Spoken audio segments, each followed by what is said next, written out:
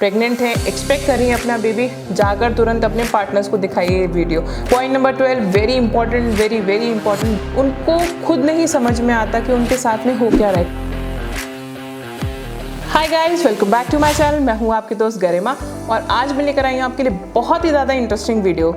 ये video specially fathers के लिए है जो फादर बनने वाले हैं, जो एक्सपेक्ट कर रहे हैं अपना बेबी आने वाला है। सो उनके लिए ये वीडियो बिल्कुल भी मदर्स के लिए नहीं है। जो लेडीज़ जो है प्रेग्नेंट हैं, एक्सपेक्ट कर रही हैं अपना बेबी, जाकर तुरंत अपने पार्टनर्स को दिखाइए ये वीडियो। सो ये वीडियो सिर्फ और सिर्फ हस्बैंड्स के लिए, पार्टनर्स के लिए। So without wasting any time let's get started.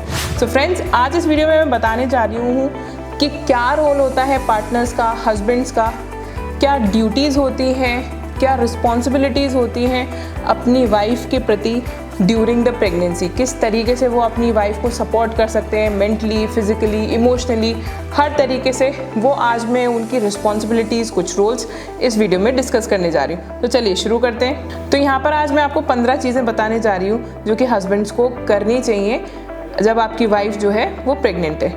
तो पॉइंट नंबर 1, एजुकेट योरसेल्फ। अपने आप को एजुकेट करिए, थोड़ा सा रीड करिए, डॉक्टर्स के साथ में डिस्कस करिए, जो गायनेकोलॉजिस्ट हैं उनके साथ में अपनी जो क्वेरीज हैं वो डिस्कस करिए। आपकी जो वाइफ के साथ में बॉडी के अंदर जो चेंजेस हो रहे हैं, मूड्स के साथ में चेंजेस हो रहे हैं, उन सब के बारे में पढ़िए एंड उनको काम डाउन करिए।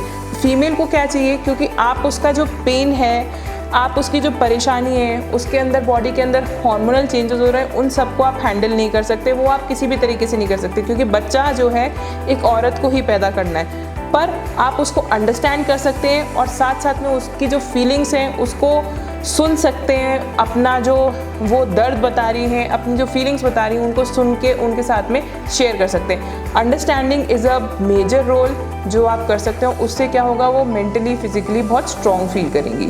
पॉइंट नंबर 2, अगर आपकी वाइफ को मॉर्निंग सिकनेस ज़्यादा हो रही है या मॉर्निंग सिकनेस हो रही है तो उसमें आप उनकी हेल्प करें। यानी कि काफ़ी ज़्यादा फीमेल्स का देखा गया है कि मॉर्निंग सिकनेस बहुत सीवियर होती है, वो स्ट्रगल करती हैं, इतना ज़्यादा पेनफुल होता है, वॉमिटिंग होती है, नोज़िया होता है, कि अपनी बॉडी का जो पूरा बैलेंस होता है, जैसे हमें कभी कभी होता है कि 1 या 2 बार उल्टी आ गई या 2-3 बार उल्टी आ गई, कभी हम उल्टा सीधा खा लेते हैं तो 2-3 बार अगर हमें उल्टी आ गई तो हमारी बॉडी के अंदर कुछ बचता नहीं है। तो आप ये समझिए कि फीमेल जो है, जो एक औरत बच्चा पैदा कर रही है, वो बिना खाए भी उसको हमेशा एक वॉमिट वाली फीलिंग होती रहती है, तो वो मॉर्निंग सिकनेस कहलाती है। नोज़िया फील होता है, कभी भी कुछ भी रैंडम स्मेल जो होती है, कुछ स्मेल्स जो होती है वो अच्छी लगेंगी, कभी कभी वही जो स्मेल है वो एकदम तुरंत गंदी लगने लगेगी, उसकी वजह से वॉमिट करना शुरू कर देंगी। बॉडी के अंदर चेंजेस होने की वजह से वो बॉडी वॉमिट करना शुरू कर देते हैं। सो आपको एज अ हस्बैंड क्या करना है, उनको उनके साथ में खड़े रहना है। वॉमिट वगैरह करें, कहीं वो डिसबैलेंस ना हो जाए, उनके साथ में ट्राई करिए मैक्सिमम टाइम आप उनके साथ में ही रहें। और जब वो स्ट्रगल कर रही हैं मॉर्निंग सिकनेस से तो उनके लिए कंफर्टेबल जगह बना दे, जिससे कि जब उनका वॉमिट वगैरह हो जाए, मॉर्निंग सिकनेस से थोड़ा सा उनको रिलैक्स फील हो। Point number 3, be sensitive. Pregnancy में बहुत ज़्यादा मूड स्विंग्स होते हैं, इमोशनली बहुत ज़्यादा कई बार होता है फीमेल्स वीक हो जाती हैं तो रोने लगती हैं, एंग्जाइटी होता है, उनको खुद नहीं समझ में आता कि उनके साथ में हो क्या रहा है। कभी भी हंस रहेंगी, कभी कोई छोटी सी बात होगी उसके ऊपर रोना शुरू हो जाएगा, कभी एंग्जाइटी बहुत ज़्यादा हो जाएगी, कभी चिड़चिड़ी हो जाएंगी, कभी ऐसा लगेगा कि पता नहीं कितनी ज़्यादा खुश हैं, कभी रोना ऑल ऑफ अ सडन शुरू हो जाएगा, छोटी छोटी बातों पर भी, कुछ भी बात पे हर्ट हो जाएंगी। तो आपको उनको समझना है, ना कि उल्टा अपना जो आप कह सकते हैं मेल ईगो आ जाता है किसी लोगों में, या फिर आप उनको अंडरस्टैंड नहीं कर पाते हैं, या फिर बोलते हैं क्या अलग अलग तरीके के नाटक कर रही हो। होता है, मतलब हर हस्बैंड जो है इस तरीके से नहीं होते, बट आपको वो समझना पड़ेगा, आपको उनके प्रति थोड़ा सा सेंसिटिव होना पड़ेगा। आपको ये समझना पड़ेगा कि ये वो खुद नहीं कर रही हैं, बॉडी जो है इतना रैंडमली हार्मोनल चेंजेस हो रहे हैं, इसलिए रैंडमली इस तरीके से रिएक्ट कर रही है, एब्सर्ड मैनर में रिएक्ट कर रही है। तो उनको काम डाउन करना है, उनकी बातों को सुनना है और उनको अंडरस्टैंड करना है। पॉइंट नंबर 4, अपनी वाइफ को एनकरेज करना है एंड सपोर्ट करना है। एनकरेज किस तरीके से करेंगे, जैसे कि आपको पता है कि बॉडी के चेंजेस बहुत ज़्यादा होते हैं, फिजिकल चेंजेस होते हैं, बहुत ज़्यादा अप्स एंड डाउन्स आते हैं। तो उनको एनकरेज किस चीज़ के लिए करना है कि अपनी जो वॉक है, स्पेशली जो एक्सरसाइज है, उसको रेगुलरली करें। एक्सरसाइजेज में क्या, जो भी आप पहले अपने डॉक्टर से बात कर लीजिए कि आपकी प्रेगनेंसी किस तरीके से है। हाई रिस्क है तो डेफिनेटली आपको डॉक्टर सजेस्ट करेंगे कि बहुत ज़्यादा बॉडी के मूवमेंट्स नहीं करने हैं, बहुत ज़्यादा चलना नहीं है। अगर आपकी प्रेगनेंसी स्मूथ है, नॉर्मल है, तो आप हल्की हल्की ब्रिस्क वॉक कर सकते हैं। आप अपनी डॉक्टर से पूछ सकते हैं कि वो आप प्रीनेटल योगा कर सकते हैं या नहीं कर सकते। अगर आपकी डॉक्टर अलाउ करती है कि ठीक है फर्स्ट ट्राइमेस्टर के बाद में आप प्रीनेटल योगा कर सकते हैं, then definitely go for it. तो हस्बैंड्स का क्या रोल होना चाहिए कि उनको कंफर्टेबल करें, उनको एनकरेज करें कि वो वॉक करें, अपनी हेल्थ का ध्यान रखें, उनके साथ में वॉक करें। प्रीनेटल योगा सेशंस जो होते हैं, कुछ सेशंस जो है उनके साथ में लें, जिससे कि उनको सपोर्ट होगा, एंड उनको एनकरेज करें कि वो प्रीनेटल योगा सेशंस जो हैं वो ज्वाइन करें। इससे क्या होगा, उनकी जो बॉडी है, माइंड है, वो सारा चीज़ें एक जो बहुत ज़्यादा मूड स्विंग्स होते हैं वो नहीं होंगे। Point number 5, be flexible. Husbands हैं, घर भी देखना है, जॉब भी देखनी है, ऑफिस गोइंग है, सो बहुत सारी रिस्पॉन्सिबिलिटीज़ हस्बैंड्स के ऊपर होती है। बट उसमें से उनको थोड़ा सा अगर स्टार्टिंग में कुछ थोड़ी सी लीव्स मिल जाती हैं वाइफ के लिए, तो उनके साथ अपना ऑफिस से थोड़ी सी छुट्टी ले ली, या फिर थोड़े से फ्लेक्सिबल आवर्स अगर हो पाते हैं तो कोशिश करिए कि थोड़ा सा अपने जॉब में से फ्लेक्सिबल आवर्स आप निकाल पाएँ, एंड देन फिर उसके बाद में आपका जो टाइम होता है वो अपनी वाइफ के साथ में स्पेंड करें। क्योंकि सबसे ज़्यादा इम्पॉर्टेंट है वाइफ को किस चीज़ की ज़रूरत होती है, अपने हस्बैंड की ज़रूरत होती है, अपने पार्टनर की ज़रूरत होती है इस ड्यूरेशन में। पॉइंट नंबर 6, अपनी वाइफ के साथ में कुकिंग करिए। प्रेगनेंसी का मतलब ये नहीं होता कि भाई आप बीमार हो गए और आप बैठ गए और आप बेड पर ही लेटे रहेंगे। इस चीज़ का बिल्कुल मतलब नहीं होता। प्रेगनेंसी मतलब होता है आप नॉर्मल अपना रूटीन वर्क कर सकते हैं, कुक कर सकते हैं। सो अगर प्रेगनेंसी नॉर्मल है, अच्छी स्मूथ चल रही है, तो आपको बिल्कुल भी बैठना नहीं है। अगर आपकी प्रेगनेंसी हाई रिस्क है, तो डेफिनेटली आपको अपने डॉक्टर के साथ कंसल्ट करके उनके इंस्ट्रक्शंस के हिसाब से ही बिल्कुल चलना है। आप खाना वगैरह बना रहे हैं तो डेफिनेटली किचन का काम जो है, स्पेशली इस ड्यूरेशन में, पूरा का पूरा आपकी वाइफ का नहीं है। आप उसमें हेल्प कराइए, कुछ चॉपिंग में हेल्प करा दीजिए, वो कुकिंग कर लेंगी, आप कुकिंग कर सकते हैं, वो चॉपिंग कर लेंगी। इस तरीके से आप उनके साथ में थोड़ा सा हाथ बटाएं, जिससे कि क्या होगा, उनका काम जल्दी भी हो जाएगा, फटीग महसूस नहीं करेंगी, और साथ साथ में उनको खुशी भी महसूस होगी। पॉइंट नंबर 7, ज़्यादातर टाइम जो है उनके साथ में स्पेंड करें, अच्छा क्वालिटी टाइम स्पेंड करें, जिससे कि उनको अच्छा फील होगा। ऑक्सीटोसिन लेवल हाई होंगे, बहुत ज़्यादा इंपॉर्टेंट है। लव हार्मोन्स जो होते हैं, ऑक्सीटोसिन हार्मोन जो होता है वो हाई रहेंगे तो अच्छा फील होगा, बहुत ज़्यादा मूड स्विंग्स नहीं होंगे, अच्छा फील करेंगे और अच्छी एंड स्मूथ प्रेगनेंसी होगी। तो कोशिश करें उनके पास में रहें, आराम से रहें, एंड सपोर्ट करते रहें, अच्छी अच्छी बातें करें, पॉजिटिव एफर्मेशंस बोलें उनके साथ में, so as to encourage her.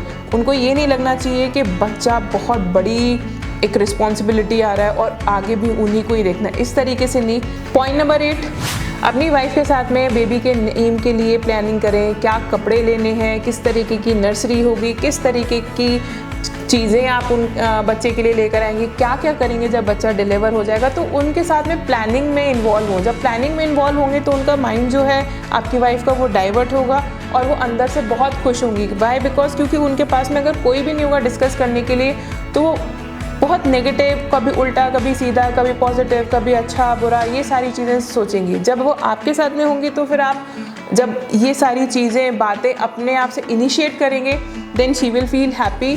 Point number 9, कुछ रिस्पॉन्सिबिलिटीज़ को आप हैंडल करें, जैसा कि थोड़ा बहुत कुकिंग में हेल्प कर दिया, अगर आपको कुकिंग नहीं आती है तो चॉपिंग कर दी उनके साथ में। जैसे 3rd ट्राइमेस्टर होता है तो 3rd ट्राइमेस्टर में क्या होता है, बेली जो है वो कम्प्लीटली प्रोट्रूड हो जाती है, बाहर हो जाती है, तो उनको वॉक करने के लिए एनकरेज करें, वॉक करने के लिए लेकर जाएं, साथ में जाएं वॉक करने के लिए, जिससे कि एक तो प्रोटेक्टिव उनको फील होगा, बॉडी का इक्विलिब्रियम जो है वो कम्प्लीटली डिसबैलेंस हो जाता है, बॉडी जो है वो कभी कभार लड़खड़ाती है, तो सबसे ज़्यादा ज़रूरत होती है कि आप उनके साथ में रहें, उनको सपोर्ट करें।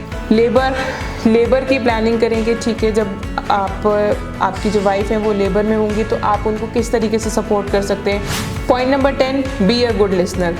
बातें ज़्यादा सुननी हैं बजाय अपना लेक्चरिंग करने के, ये बहुत ज़्यादा इंपॉर्टेंट है। अच्छे से सुनिए वो क्या कहना चाह रही हैं, क्या फीलिंग्स आपके साथ में शेयर करना चाह रही हैं, वो बहुत ज़्यादा इंपॉर्टेंट है। जब आप उनकी सारी बातें सुन लें, देन फिर उसके बाद में आप अपने व्यूज़ जो हैं वो कामली एंड पोलाइटली उनके साथ में शेयर करें। पॉइंट नंबर 11, घर की चीज़ों में, घर के काम में थोड़ा थोड़ा हेल्प करें, चाहे कुकिंग हो गया, चाहे सफाई हो गई, चाहे किसी चीज़ को मैनेज करना हो गया, कोई चीज़ लानी हो गई, भारी चीज़ों को उठाने नहीं देना है। हल्का फुल्का जो लाइट काम होता है वो आपकी वाइफ को करने दीजिए so that she can pamper her self. Point number 12, very important, very important, visit the doctor.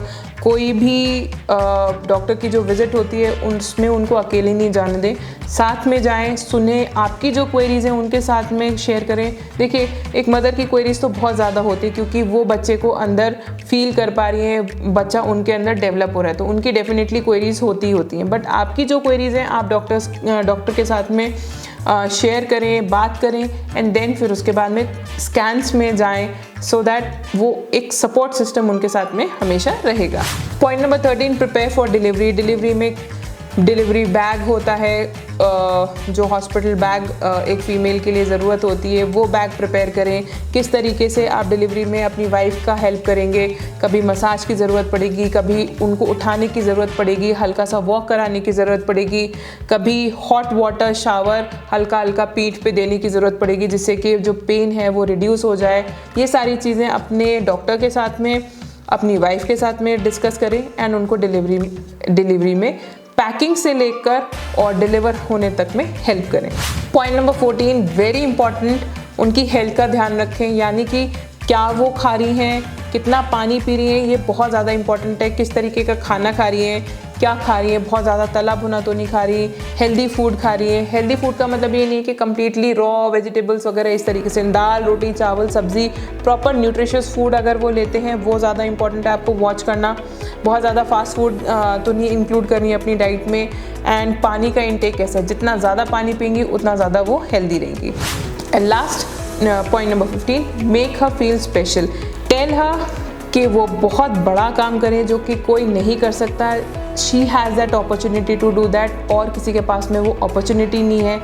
उनको समझिए, उनकी बातें सुनिए, उनके साथ में क्वालिटी टाइम स्पेंड करिए। Make her feel very special, क्योंकि जैसे जैसे प्रेगनेंसी होती है बहुत सारी स्किन, आपकी जो फीमेल्स की जो स्किन है वो चेंज होती है, बॉडी चेंज होती है, and females gain lot of weight. Skin जो है कभी बहुत पैची हो जाएगी, डार्क हो जाएगी, कभी ग्लो करेगी।